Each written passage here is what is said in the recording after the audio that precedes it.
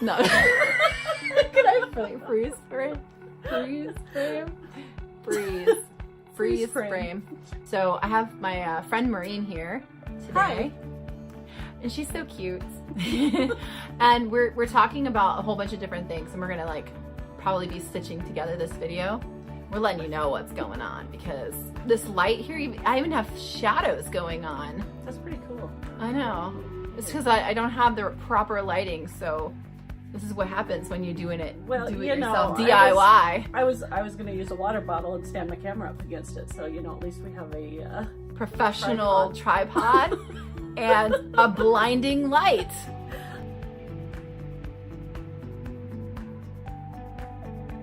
I come alive at like after 10. I'm like 10 p.m. comes, I'm like, yeah, I'm gonna start writing. Let's go do something. And my husband is like, let's watch a movie, because he's a morning person and I'm a night person. So like when he wakes up at the crack of dawn, he's like, I'm starting my day at 4:30 today. And I'm like, please turn off the light. Just that light over there, it's on. He's like, it's barely on. It's like a little night light fixture. I can barely see my clothes I'm putting on. Just go take it in the other room.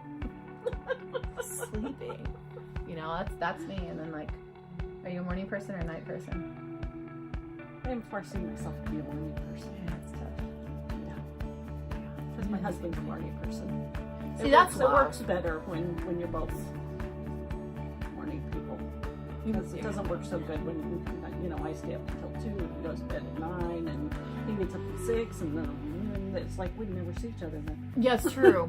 If in a relationship, it's kind of cool to do that, unless that time's what you want it to be your own, and then you're kind of like, well, I woke up early so I could have me time, and you're here.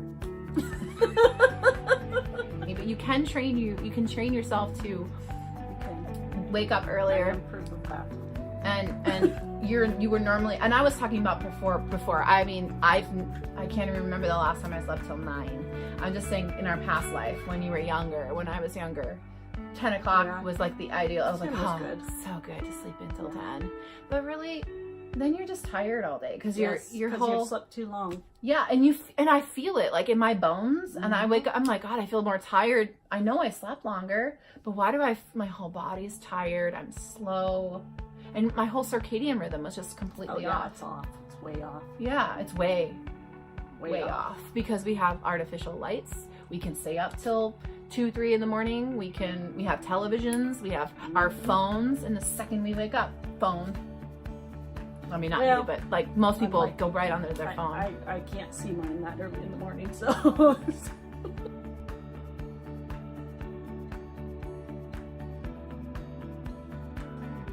It's just brain. It's like how we think about ourselves. So we can translate that into, instead of like using the negative thoughts that go through our head to kind of program what we will see or think about ourselves, we're doing the opposite. We're using positive things. We're looking for positive attributes, like women with their eyelashes. This one gets on me. It's like, my eyelashes are so thin. I don't have any eyelashes. Look at how little my eyelashes are. And then they're doing this, like my friends or whatever. You ever experienced that, or you do it yourself? No, I don't do that. You're not eyelash focused? Not eyelash focus, yeah. Yeah. But women, you guys, we do this like eyelash thing, and it's like, I mean, not that you're not. I'm not saying it. Some people don't. I just don't have any, and I'm like, but I don't go around going. So people who really want it, and they're like, oh my gosh, I have a friend who's like, my husband has the best eyelashes, and she's got like these beautiful eyelashes, and she's like, I don't have any eyelashes. I'm thinking about getting eyelash extensions or whatever, and I'm like, we're so hard on ourselves. Yes, we are. And we think we need these batting eyelashes, like okay, nice eyelashes are nice. I mean, they are. No one's gonna lie about that. But the more you think about how little your eyelashes the littler they're gonna get. Yep. They're just gonna get. You're gonna keep using the same products that keep taking out your eyelashes and keep making them worse, and they're not gonna get fuller. It's like the subliminal stuff that we do, that we're like using more and more product, and then when we take it off, we lose like 15 eyelashes in the process, and we do this every day. More and more product. Maybe this will make it look good today, and then tomorrow it's not as much. It's not as full. So the little things that you do that contribute to the problem. And that's part of like the whole underlying belief system is if you think that you have it, you're going to make yourself have it. If you think that there's a problem, you're going to create the problem. You're going to just make it worse. It's just going to keep adding up. But if the second you switch tracks and you go, actually I have really beautiful long eyelashes, then you start talking about it with other people and they go, yeah, you do, you have such nice, you have way nicer eyelashes than me. And then you start to hear it more and then you start to believe it more. And then you start to do things like, well, maybe I don't need this eyelash extension today, or maybe I don't need to put that glue on my eyelashes today, and then you start to, by doing that habit, by creating that practice, you start to naturally grow back your eyelashes because you're no longer using the chemicals that kill your eyelashes and rip them out. It's just, it kind of sounds silly when you think about it, but it's true. And then we just feel good about what we have. And we're not comparing it, and we're not telling ourselves every time we put on those fake eyelashes that mine aren't good enough. I think that's the problem, is that we compare ourselves. Mm-hmm. That right there is the issue. Well, and the bigger issue is the underneath. I'm not good enough. Well, yeah. Mine aren't good enough. Yep. Well, That's yeah. what. Oh, yeah. Yes, we compare because deep down inside, we don't believe we're good enough. And that right there is like the keynote for all the reasons why we're not having a good day and we're ungrateful. Yep. It's just it's literally the bottom line. Because if we did feel like we were good enough, none of that would matter. No, because our eyelashes would be great. Our hair would be great. Everything would be great. My abs would be great. Yeah, they would, and they are. You just have to believe it.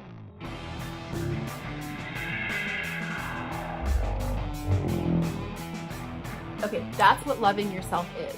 And I've talked about this with like people and friends and clients. It's like when you have to love yourself, what does that mean to you? Love yourself. You're like, oh yeah, I'm gonna love my hair like this. I'm gonna love my stomach. It's like you do this. It's walking by the mirror and looking in it and going, wow, you're really pretty.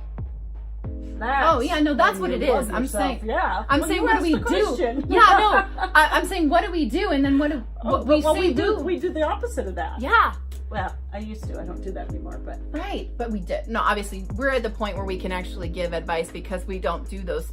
We don't do these habits anymore. Some of them, sure. Some of them we get stumble. They always come back, but you know they're not who we are. They're not. Yeah, they're not. It's not the core. Yeah, because at the core, what we've addressed and the information that we're telling anybody who's watching is like when you look at yourself and people tell you love yourself, or you hear that saying from self-help, or you see it on TV or whatever. What they're really saying is your eyelashes are actually good enough. Stop putting the fake eyelashes on. It's all about eyelashes. No, I'm kidding. It's about your hair. Your hair is so good. It's all about your hair. It's all. I'm like, look how long my bangs are now. I mean, it's all about you. It's all about my hair. Your hair looks so good, and she has it like straightened too. Like you had that. What did you have done? I had the Brazilian blowout, which sounds a different. It's not that Brazilian. It's called the Brazilian blowout. But actually, it does sound pretty exotic. What's kind of cool. I'm like kind of imagining like because it takes my curly hair and it makes it all straight, but it can still be curly if I want it, which is super cool. How? So I just scrunch it back up. Oh, that's cool. When you've got the Brazilian blowout going, when you blow dry it, you just blow dry it. When Enrique comes and blows out your hair. Oh yeah. He's always blowing out my hair. But truthfully, it's like.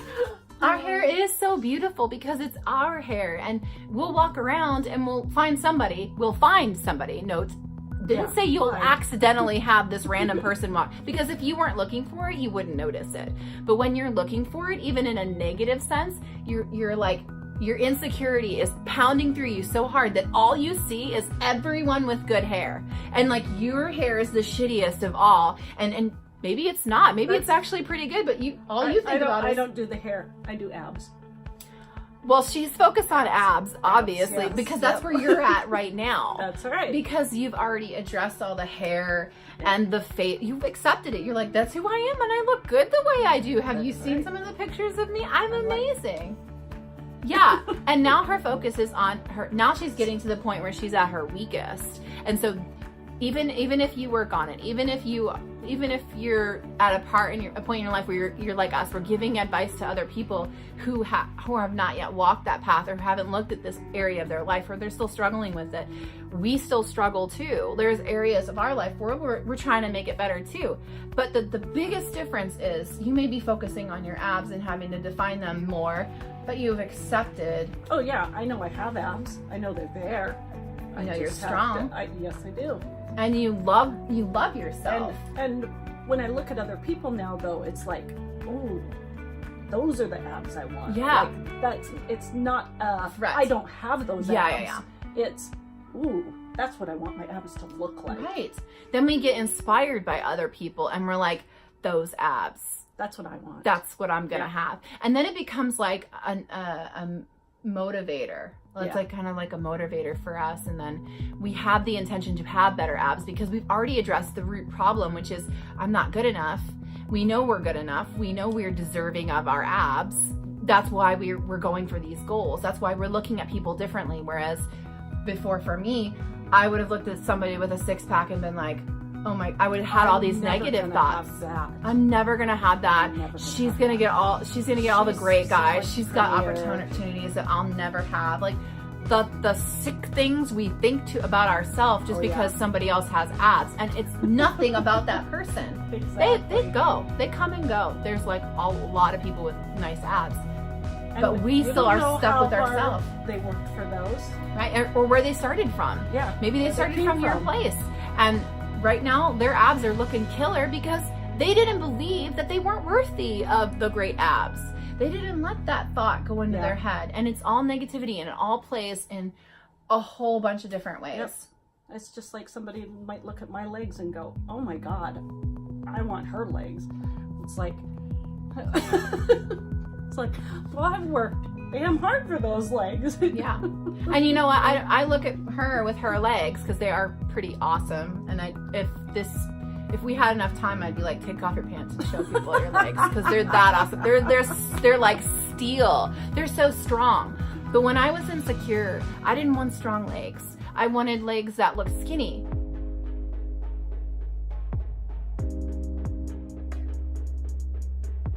Because I thought I had to be skinny in order to be beautiful. And this is approaching the underlying belief system, which attaches to the I'm not good enough.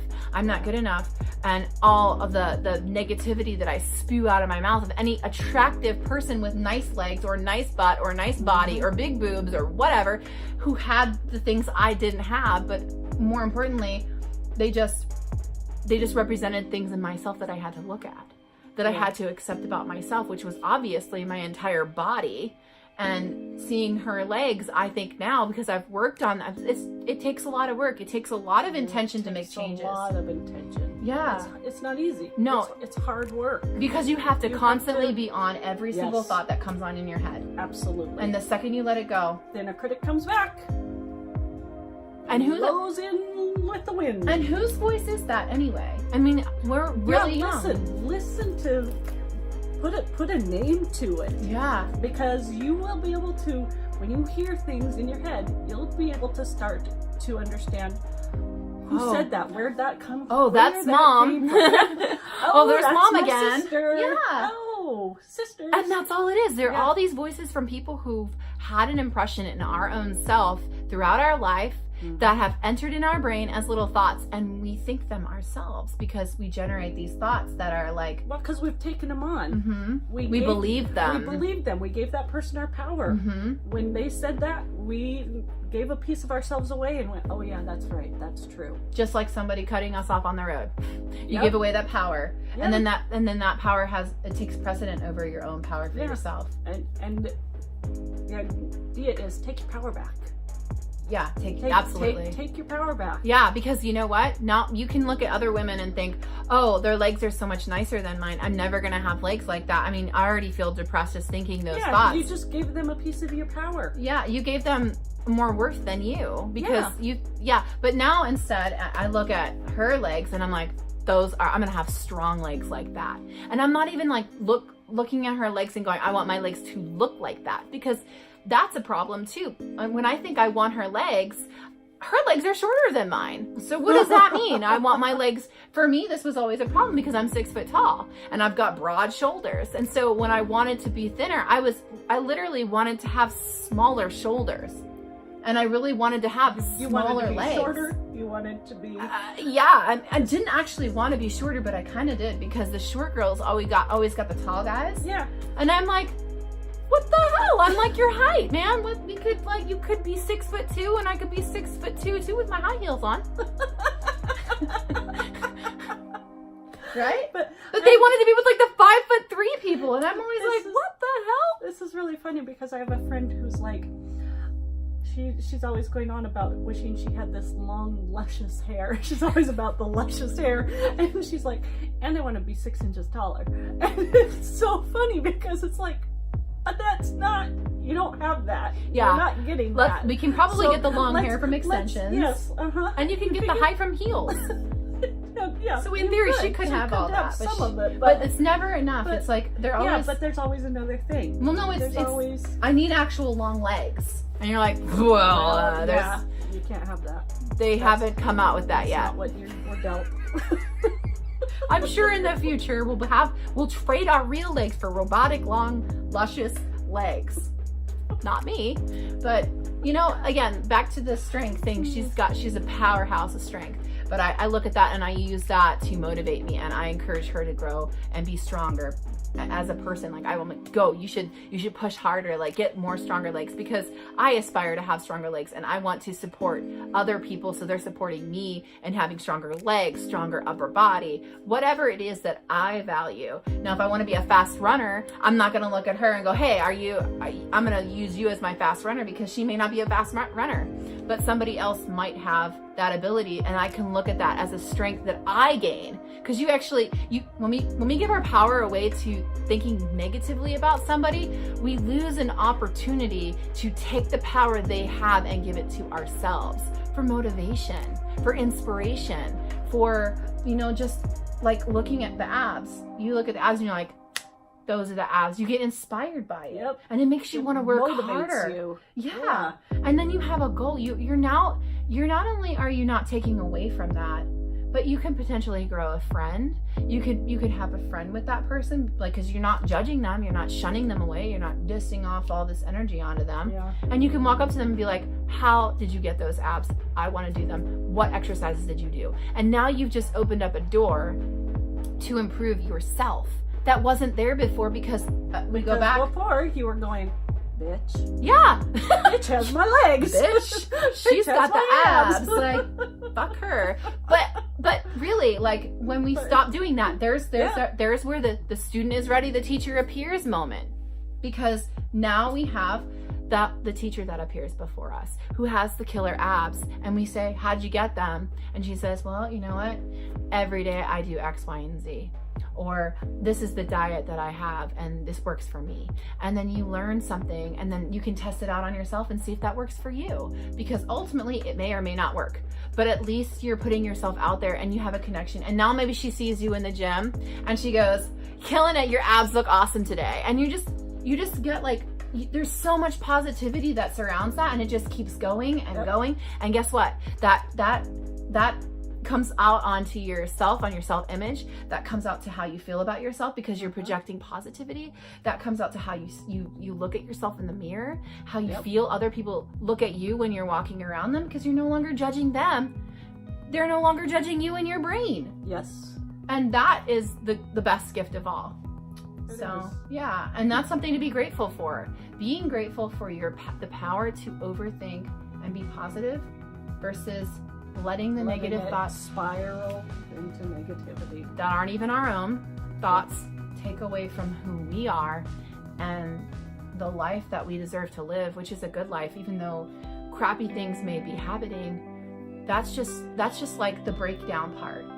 The build-up part is how we look at that and go, it's broken down, how can I fix it? Or how can I become something more? What can I take from this? Because now it's all into little pieces. So what can I do with that? How can I grow as a person? How can I become stronger? And ultimately, I think that's what we want to leave with you today, is How can you become stronger? What can you intend to make a difference in your own life that is about thinking? Pick one thing that you can do in the next week That you can, to create that positivity Yeah. in your life. what underlying belief system can you address to change the way you feel about something? What can you change? How can you change the way you think? And tell us what you think. Let us know in the comments below. And we'd love to hear them. We'd love to read them. Maybe we'll even respond on some of them. Thanks a lot. Thanks for watching. Could I freeze for it? Would you like a little freeze frame? Freeze frame? Is that right? Is that how it goes? Freeze frame. Freeze frame. Is that from... Where is it from? Is it just a song or is it actually in a It's a movie? song. Well, it was probably in a movie, but But not what I'm thinking. I was thinking of, not Patrick Swayze, the other one. You know John Travolta? There's John Travolta, Patrick Swayze, and... Oh my gosh, this is so... There you go. Kevin Bacon. I'm sad. So long ago? Like, I don't even remember, but my mom used to watch it. I'm just joking. No, I really like Kevin Bacon. PG. My dad. We're supposed to be positive here. What the hell's wrong with you? Oh, wait, we're human too?